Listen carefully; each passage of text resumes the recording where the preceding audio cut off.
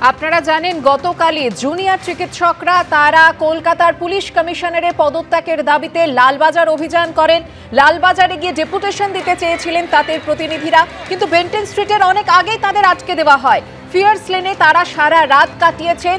তারা বারবারই যে দাবি করছিলেন যে কলকাতার পুলিশ কমিশনার বিনীত গোয়েলের সঙ্গে তারা কথা বলতে চান, এবং বারবারই তাদের তরফ থেকে এও দাবি করা হয় যে লোহার ব্যারিকেড করা হয়েছে তা যেন সরিয়ে দেওয়া হয়, তাদেরকে বেন্টিং স্ট্রিট পর্যন্ত যেন যেতে দেওয়া হয়। লালবাজারে গিয়ে তারা ডেপুটেশন জমা দেবে, কিন্তু তার অনেক আগে ফিয়ার্স লেনে তাদেরকে আটকে দেওয়া হয়। এবং সারা রাত কিভাবে তারা রাত কাটিয়েছেন সেই ছবি আপনারা দেখতে পাচ্ছেন, রাত 1টার ছবি।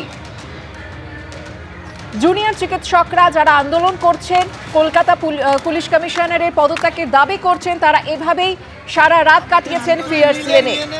যদিও আন্দোলনকারীদের সাথে কথা না বলেই গতকাল 9:15 নাগাদ লালবাজার থেকে বেরিয়ে যান কলকাতার পুলিশ কমিশনার বিনীত গোয়েল। আজ সকালের কি পরিস্থিতি আপনাদের দেখাবো, সরাসরি আপনাদের নিয়ে যাব ফিয়ার্স লেনে। আমাদের প্রতিনিধি সৌমিত্র রায় রয়েছেন আমাদের সঙ্গে। সৌমিত্র, আন্দোলনকারী জুনিয়র চিকিৎসকরা কি বলছেন, এরপর তাদের আন্দোলন কোন দিকে এগোবে? দেখো সুকন্যা, পরিষ্কার বলতে গেলে একটা অন্যরকম রাতের সাক্ষী থাকলো এই মহানগরী। কারণ শুধুমাত্র জুনিয়র চিকিৎসকরাই নয়, আমরা দেখেছি যত রাত বেড়েছে জুনিয়র চিকিৎসকদের সঙ্গে এই আন্দোলনে সামিল হয়েছেন সিনিয়র চিকিৎসকরা। অর্থাৎ চিকিৎসকরা রাত জাগলেন তাদের বিচারের দাবিতে, তাদের একাধিক একগুচ্ছ দাবিতে। তার মধ্যে যেটা অন্যতম গুরুত্বপূর্ণ, কলকাতা পুলিশ কমিশনার বিনীত গোয়েলের পদত্যাগের দাবি। তারা বিনীত গোয়েলের পদত্যাগ চাইছেন।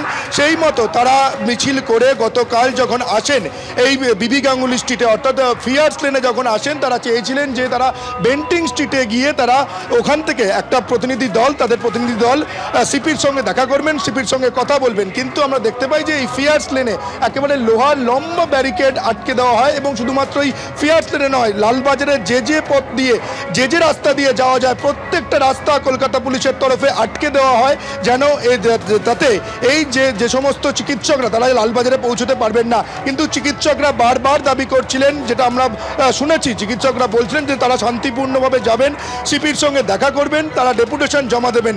কিন্তু সেটা দেখা দেয়নি, সেটা হয়নি। সিপি যেটা দেখতে পাই, গতকাল রাত 9:40 নাগাদ সিপি লালবাজার ছাড়েন, লালবাজার থেকে বেরিয়ে যান। কিন্তু এই যে আন্দোলনরত যারা চিকিৎসক তারা রাত জাগলেন। শুধুমাত্র জুনিয়র চিকিৎসকরাই নয়, সিনিয়র চিকিৎসক তারাও এই আন্দোলনে যত রাত গড়িয়েছে তারা সামিল হয়েছে। রাত গড়িয়ে ভোরের আলো ফুটলো, কিন্তু যারা এই যে চিকিৎসকরা এই ফিয়ার্স লেনে রয়েছে তারা তাদের দাবিতে একেবারে অনড় রয়েছে। তুমি দেখতে পাচ্ছ সে ছবি, এখানে এখনো পর্যন্ত ব্যারিকেড করা রয়েছে। ব্যারিকেডের একদিকে রয়েছে আন্দোলনরত চিকিৎসকরা, আর ব্যারিকেডের অপর প্রান্তে রয়েছেন পুলিশ প্রশাসনের তরফে পুলিশের কর্তা ব্যক্তি এবং পুলিশ কর্মীরা। এক অন্য ছবি দেখলো এই মহানগরী।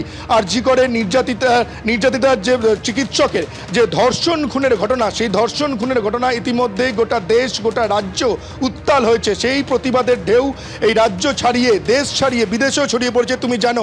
এবং তারপর এই যে চিকিৎসকদের যে আন্দোলন, তাদের যে রাত জাগা একটা অন্যতম তাৎপর্যপূর্ণ হয়ে রইল। তুমি দেখতে পাচ্ছ সে ছবি। এখনো পর্যন্ত সারা রাত ধরে চিকিৎসকরা এই যে বিবি গাঙ্গুলি স্ট্রিট, সেখানেই তারা রাত জেগেছেন এবং টুকরো টুকরো ছবির কোলাজ এখানে তৈরি হয়েছে। যেমন সুকন্যা তোমাকে বলবো যে এই রাতে যখন ঠিক রাত 3:45 বাজে, 3:45 আমরা দেখলাম যে এখানে চিকিৎসকদের তরফে গানে গানে তারা প্রতিবাদ করছিলেন। বিভিন্ন গানে গানে প্রতিবাদের ঢেউ এই বিবি গাঙ্গুলি স্ট্রিট ফিয়ার্স লেনে আছড়ে পড়ছিল। 3:45 নাগাদ জাতীয় সঙ্গীত যখন গানে বাজে, যখন মাইকে বাজে জাতীয় সঙ্গীত বাজার সঙ্গে সঙ্গে আমরা দেখলাম ঠিক ব্যারিকেডের অপর প্রান্তে যে সমস্ত পুলিশ আধিকারিক, পুলিশ কর্মীরা রয়েছেন তারা চেয়ারে বসেছিলেন, সঙ্গে সঙ্গে তারা উঠে দাঁড়ালেন। এবং যারা আন্দোলনরত চিকিৎসক তারাও এই যে বিবি গাঙ্গুলি স্ট্রিটে লম্বা একেবারে ট্রাম লাইনের রাস্তা ধরে তারাও এই জাতীয় সঙ্গীত বাজার সঙ্গে সঙ্গে উঠে দাঁড়ালেন। এবং তার সঙ্গে সারা রাত ধরে আমরা দেখেছি সুকর্ণা, এই যে জুনিয়র যারা চিকিৎসক রয়েছেন, সিনিয়র যারা চিকিৎসক রয়েছেন, তারা স্লোগান শাউটিং করে গেছেন অনবরত। এবং তাদের যে দাবি, সেই দাবি দাওয়াগুলো যেন যাদের কানে পৌঁছে দেওয়ার, সেই পৌঁছে দেওয়ার জন্য তাদের যা করার সে তাই তারা করে গিয়েছে। এই মুহূর্তের ছবিটা তুমি দেখো, রাত গড়িয়ে, রাত পেরিয়ে দিনে ভোরের আলো ফুটেছে, কিন্তু তবু যেভাবে চিকিৎসকরা এখানে আন্দোলনে বসিলেন সেইভাবেই আন্দোলনে বসে রয়েছেন এবং তাদের যে সংখ্যাটা যদি বলতে হয় সেই সংখ্যাটা কিন্তু কমেনি। গতকাল রাত থেকে তারা মিছিল করে আসার পর এখানে বিকেল 5টা থেকে তাদের এখানে আটকে দেওয়া হয়। 5টা থেকে তুমি যদি ধরো 12 ঘন্টা অতিক্রান্ত হয়ে গিয়েছে। 12 ঘন্টা অতিক্রান্ত হয়ে যাওয়ার পরও তারা একেবারে অক্লান্তভাবে তাদের শরীরে চোখে মুখে যেন কোনো মাত্র ক্লান্তির ছাপ নেই। আর যদিও বা ক্লান্তির ছাপ থাকে তা নিয়েও তারা তাদের যে প্রতিবাদ, তাদের যে দাবি, সেই দাবিতে একেবারে অনড় রয়েছেন। তারা বলছেন যতক্ষণ পর্যন্ত না তারা কলকাতা পুলিশ কমিশনার বিনীত গোয়েলের সঙ্গে দেখা করতে পারছেন ততক্ষণ পর্যন্ত তারা ঠিক যেখানে যে জায়গায় যে অবস্থানে রয়েছেন তারা সেখানেই থাকবেন। কারণ তারা বলছেন যে তাদের নাইট ডিউটি করে 24 ঘন্টা, 48 ঘন্টা বা 36 ঘন্টা এরকম দীর্ঘক্ষণ ডিউটি করার অভ্যেস তাদের চিকিৎসকদের রয়েছেন। ফলে রাতের পর রাত যদি তাদের জাগতে হয় দাবি আদায়ের জন্য, তার জন্য তারা একেবারে প্রস্তুত, এমনটাই বার্তা দিচ্ছেন এই চিকিৎসকরা এই আন্দোলনরত। এবং তুমি দেখো ঠিক যেভাবে ব্যারিকেডের উল্টো দিকে আমরা দেখতে পাচ্ছি যারা পুলিশ প্রশাসনের তরফে রয়েছে, সেই পুলিশের সংখ্যাটা গতকাল রাত্রিবেলা যে সংখ্যায় ছিল সারা রাত একই সংখ্যায় পুলিশকর্মী কিন্তু এখানে একেবারে মোতায়েন ছিল।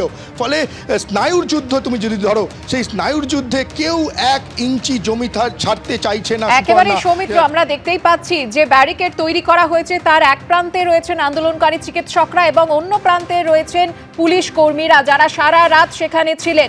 এবং যেমনটা বারবারই জুনিয়র চিকিৎসকরা দাবি করেছেন যে পুলিশ কমিশনারের পদত্যাগ চান তারা, পুলিশ কমিশনার আসুক, তার সঙ্গে কথা বলবেন তারা, কিন্তু তাদের দাবি পূরণ না হওয়া পর্যন্ত তাদের অবস্থান চলবে, এমনটাই জানিয়ে দিয়েছেন আন্দোলনকারী জুনিয়র চিকিৎসকরা। একাধিক পদস্থ আধিকারিকেরা তারা আসেন, বোঝানোর চেষ্টা করেন আন্দোলনকারী জুনিয়র চিকিৎসকদের, কিন্তু কোনোভাবেই বরফ গলেনি। সারা রাত তারা এইভাবেই ফিয়ার্স লেনে অবস্থান করছেন। তাদের একটাই দাবি ছিল তাদেরকে বেন্টিং স্ট্রিট পর্যন্ত যেতে দিতে হবে, তারপর তাদের একটি প্রতিনিধি দল লালবাজারে গিয়ে কলকাতার পুলিশ কমিশনার বিনীত গোয়েলের সঙ্গে কথা বলতে চায়। কিন্তু গতকাল রাতেই আন্দোলনকারীদের সঙ্গে কথা না বলে লালবাজার থেকে বেরিয়ে যান কলকাতার পুলিশ কমিশনার।